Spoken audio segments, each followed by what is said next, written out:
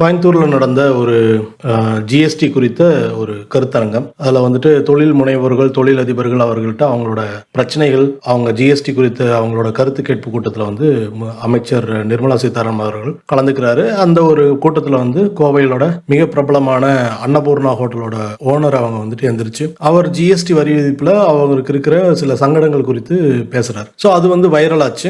அது எதிர்த்தரப்பு, அதாவது பாஜகவை எதிர்க்கும் தரப்பு வந்து நிர்மலா சீதாராமன் வந்து பதில் சொல்ல முடியாம திணறினாரு அப்படிங்கிற மாதிரியான ஒரு துணியில அந்த வீடியோ வந்து பரப்ப ஆரம்பிச்சாங்கன்னா, பிஜேபி தரப்பு வந்துட்டு அந்த மாதிரி கிடையாது, அவர் வந்து ஜிஎஸ்டி குறித்து கேள்விதான் கேட்ட மாதிரி அவங்களோட ஒப்பீனியன் வந்து சொல்ல ஆரம்பிச்சு. இதுக்கிடையில பாத்தீங்கன்னா அந்த வீடியோ வைரல் ஆச்சு. நிர்மலா சீதாராமன் அவர்கள் வந்து சந்தித்து அன்னபூர்ணா ஹோட்டல் முதலாளி அவர்கள் மன்னிப்பு கேட்கிறாரு. நான் அந்த மாதிரி கேள்வி கேட்டது தப்பு தான், நான் இந்த கட்சியும் சாராதவன், நான் வந்து ஒரு ஜிஎஸ்டி குறித்து என்னுடைய ஆதங்கத்தை தான் நான் சொன்னேன் அப்படின்னு சொல்லிட்டு விளக்கம் அளிச்சு அவங்க மன்னிப்பு கேட்கிறார். அந்த மன்னிப்பு கேட்ட வீடியோ வந்துட்டு பாஜக தரப்பு ஆட்கள் ரகசியமாக வீடியோ எடுத்து அதை வந்து பொதுவெளியில் பரப்பியிருக்காங்க. அதுவும் பேசுபொருளாக மாறியிருக்கு. இதுல மிக முக்கியமா நம்ம பார்க்க வேண்டியது, அது வந்து ஜிஎஸ்டி குறித்த ஒரு கருத்து கேட்பு கூட்டம். அந்த கூட்டத்துக்கு அழைக்கப்பட்ட பெரும்பான்மையான தொழிலதிபர்கள் வந்துட்டு பாஜக ஆதரவாளர்கள் அல்லது பாஜகவுக்கு எந்த ஒரு எதிர்ப்பும் சொல்லாத நடுநிலையான சில நபர்கள். இந்த மாதிரியான ஒரு சில சாதகமான நபர்களை மட்டும்தான் அவங்க வந்து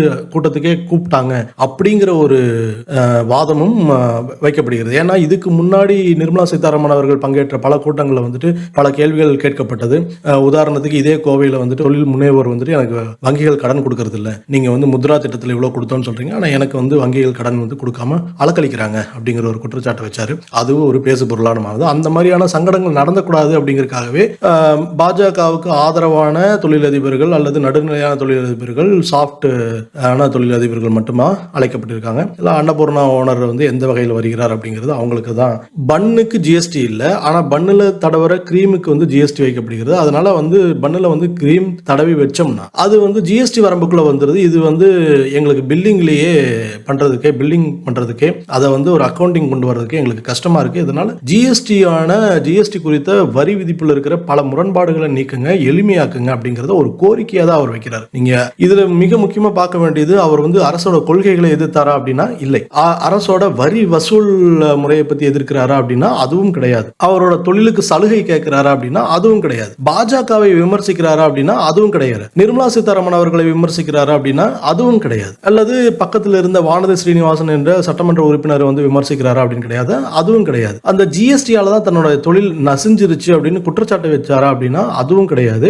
மக்கள் வந்து ஜிஎஸ்டி வரி விதிப்பினால மிக அதிக செலவுகள் செய்ய வேண்டியிருக்கிறது, அவர்கள வருமானம் பாதிக்கப்படுகிறது அப்படிங்கிற ஒரு குற்றச்சாட்டு வச்சாரா, பொதுமக்களுக்காக ஆதரவா பேசினாரா அப்படின்னா அதுவும் கிடையாது. வரி வசூல் செய்யற அதிகாரிகள் குறித்து ஏதாவது கம்ப்ளைண்ட் பண்ணாரா அப்படின்னா அதுவும் கிடையாது. வேற என்னதான் பண்ணாரு அப்படின்னா, நீங்க எவ்வளவு வேணாலும் ஜிஎஸ்டி போட்டுக்கோங்க, கூடுதல் வரி போட்டுக்கோங்க, ஆனா வரி செலுத்துற முறையை வந்து எளிமையாக்குங்க, அதனால எங்களால வந்து ஈஸியா அக்கவுண்டிங் பண்ண முடியும் அப்படிங்கிறது தான் அவரோட கோரிக்கையாக மட்டும்தான் இருக்கிறது. ஆனா இந்த ஒரு கோரிக்கை வலுப்பெறுவதையும் அதை வந்து ஒரு கோரிக்கையை வந்து தங்கள் அரசு மீதான விமர்சனமாக எடுத்துக்கொண்ட மனப்பாங்கையும் தான் நம்ம இப்ப பார்க்க வேண்டியதா இருக்கு. இதுல வந்துட்டு மிக அதிகமாக எதிர்கட்சிகளும் இந்த வீடியோ வந்து வைரலாக்குறதுக்கு எதிர்கட்சிகளும் மிக முக்கியமான காரணம். அரசை விமர்சிக்கும், அரசுடைய செயல்பாடுகளை விமர்சிக்கும் மக்களுக்கு அவள் மாதிரி, அதாவது வெறுமனே மின்னிட்டு இருந்த வாய்க்கு அவள் கிடைச்ச மாதிரி ஆயிடுச்சு, அவர்களும் வைரலாக்கிட்டாங்க. இதில் பலிகடாக்கப்பட்டது அன்னபூர்ணா குழுமங்களோட தலைவர் அவர்கள் தான் அப்படின்னு தான் நம்ம சொல்ல வேண்டியிருக்கு. அவர் ஏதோ ஒரு வகையில நோக்கத்துல கேள்வி கேட்க போக அது வேற வகையில் அரசியல்படுத்தப்பட்டு விட்டது. அதற்காகத்தான் அவர் தனியாக செஞ்சுட்டு தான் வந்து எந்த ஒரு கட்சியும் சாராதவன், நான் வந்து இந்த என்னோட நோக்கம் இது இல்லை அப்படிங்கறத எடுத்து சொல்றார். ஆனா இந்த ஒரு வீடியோவையும் தங்களுக்கு சாதகமாக பண்ணிக்கணும் அப்படின்னு சொல்லிட்டு அதை அந்த மன்னிப்பு கேட்டதையும் வந்து அவருக்கு தெரியாம வீடியோ எடுத்து வைரலாக்கின பாஜக காரர்களாகட்டும் அல்லது கட்சிக்கு ஆதரவான நபர்களாகட்டும், அவர்கள் செய்த செய்கை இப்ப வந்து விமர்சனமாக மாறியிருக்கு. இதே அவர்களை வந்து குஜராத் மாநிலத்தில் பல பேர் கேள்வி கேட்டிருக்காங்க. அந்த வீடியோக்கள் எதுவுமே வைரலாகலை. அந்த அவர்களை நடத்திய விதமும், இன்னைக்கு கோவை, அதாவது தமிழகத்தைச் சேர்ந்த ஒரு தொழிலதிபர் நடத்தப்பட்ட விதமும் மக்கள் மத்தியில மிகப்பெரிய சலசலப்பை உருவாக்கி இருக்குது அப்படின்னு தான் சொன்னோம். பல பேர் விமர்சிச்சிருக்கிறாங்க. பல தொழிலதிபர்கள் இப்படியெல்லாம் இருந்ததுன்னா தொழிலதிபர்களோட சுயமரியாதை அப்படிங்கிறது மிகப்பெரிய கொஸ்டினா இருக்கு.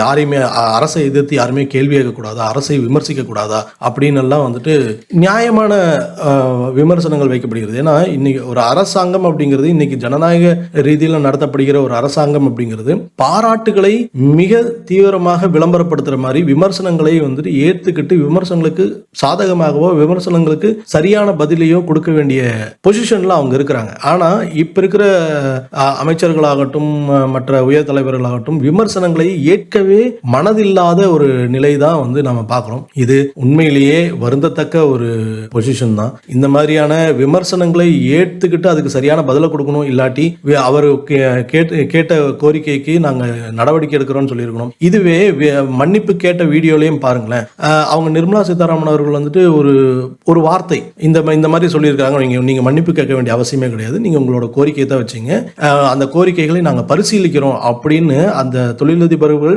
மன்னிப்பு கேட்கும் போது ஒரு வார்த்தை சொன்னாருன்னா அந்த இடத்துல அவருடைய இமேஜ் எந்த அளவுக்கு உயர்ந்து இருக்கும்னு பார்க்கணும். ஆனா அந்த மாதிரியான எந்த வார்த்தைகளும் அவரிடமிருந்து வரவில்லை. அவரோட மன்னிப்பை வந்துட்டு ரொம்பவே சந்தோஷமா ஏத்துக்கிறாங்க.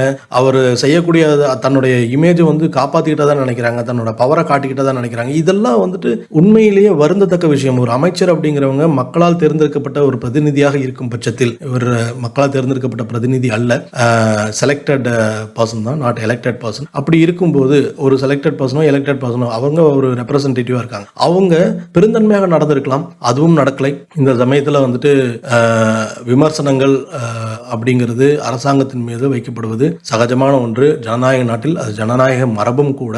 அந்த விமர்சனங்களை ஏற்றுக்கிட்டு தங்களை சரிப்படுத்திக்கணும் அல்லது விமர்சனங்கள் வராத அளவுக்கு ஆட்சியை நடத்தணும் அப்படிங்கிறது தான் ஒரு ஆட்சியாளர்களிடம் எந்த கட்சியாக இருந்தாலும், பாஜகவோ காங்கிரஸோ இல்லாட்டி வேற எந்த கட்சியாக இருந்தாலும், மக்களால் தேர்ந்தெடுக்கப்பட்ட ஒரு அரசாங்கத்தில் ஒரு ஜனநாயக நாட்டில் மக்கள் எதிர்பார்க்கிற விஷயம் அதுதான். இந்த அரசு இந்த விஷயத்தை கையாண்ட விதம் ரொம்பவே வருந்தத்தக்கது. மிக முக்கியமாக நிர்மலா சீதாராமன் அவர்கள் உடல் மொழியும் அவர்கள் பதில்களை எதிர்கொள்ளும் விதமும் பதிலுக்கு அந்த கேள்விகளுக்கு பதில் அளிக்கிற விதமும் மக்களுக்கு ஒரு சங்கடத்தை தான் கொடுக்குது. அவர்கள் அந்த ஆதிக்க மனப்பாங்கும் அதிகார தோரணையும் மாத்திக்கிறதும், ரெண்டாவது ஜிஎஸ்டி போன்ற வரி விதிப்பினால் மக்கள் பாதிக்கிறதுங்கிறது, தொழில்கள் பாதிக்கப்படுறதுங்கிறது கண்கூடா தெரிகிறது. அதனால அன்னபூர்ணா தொழிலதிபர் கேட்டுக்கொண்ட மாதிரி அந்த வரி விதிப்பை வந்து இலகுவாக்குங்க, புரியற மாதிரி பண்ணுங்க, எளிமையான முறையில் வரி விதிப்பு பண்ணுங்க. ஏன்னா வரிகள் தான் வந்துட்டு அரசாங்கத்தை நடத்துறதுக்கு ஆணித்தரமாக உதவக்கூடிய ஒரு விஷயம். மக்கள் நல திட்டங்கள் செயல்படுத்துறதுக்கு அரசாங்கத்துக்கு வருமானம் அப்படிங்கிறது முக்கியம், அதற்கு வரி விதிப்புங்கிறது அவசியம். ஆனால் அதை கேள்வி கேட்கிற தொழிலதிபர்களோ மக்களில் ஒருவரோ சாமானியனோ யாராக இருந்தாலும், இல்ல மிக பெரும் தொழிலதிபராக இருந்தாலும், அதிகார மட்டத்தில் இருந்தவர்களாக இருந்தாலும் எல்லாரையும் சமமாக பாதிச்சு அவங்களுக்கு உரிய மரியாதையை கொடுக்கணும் அப்படிங்கிறது தான் என்னோட எதிர்பார்ப்பு, மக்களோட எதிர்பார்ப்பு. விஷயத்தை நீங்க எப்படி பாக்குறீங்க அப்படிங்கறத உங்களோட கமெண்ட்ல சொல்லுங்க. நிர்மலா சீதாராமன் அவர்கள் செய்தது சரியா, இல்ல இந்த தொழிலதிபர் மன்னிப்பு கேட்டது சரியா? உங்களுடைய கருத்தை கமெண்ட்ல சொல்லலாம். நான் என்னுடைய கருத்தை சொல்லிட்டேன். நன்றி.